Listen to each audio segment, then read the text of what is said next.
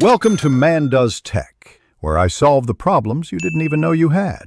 In this video, I will explain how to play well on keyboard and mouse in Fortnite. First, let's talk about your keybinds. It is crucial to set up your keys for maximum comfort and efficiency. Experiment with different layouts to find what feels natural for you. Assign building pieces to easily accessible keys, perhaps on your mouse or near your movement keys.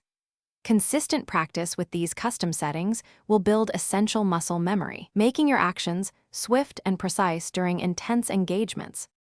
Next, let's focus on sharpening your aim. Finding the perfect mouse sensitivity is key.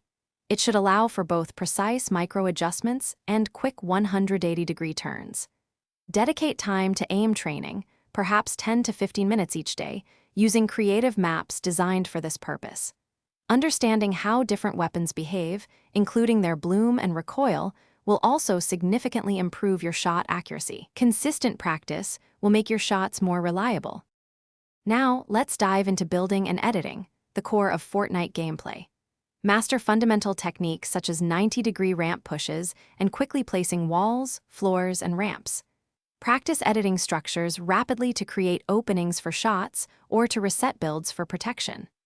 Learning piece control, which involves taking ownership of your opponent's builds, is crucial for trapping them and gaining a significant advantage. Spend countless hours in creative mode to perfect these skills. Finally, let's talk about elevating your game sense. This involves more than just mechanical skill. Always listen for audio cues, like footsteps or gunshots, to pinpoint enemy locations. Anticipate zone movements to position yourself strategically, giving you an edge over other players. Efficiently manage your inventory, ensuring you have a balanced loadout of weapons, shields, and healing items. Reviewing your gameplay replays is also invaluable for identifying mistakes and continuously improving your strategy.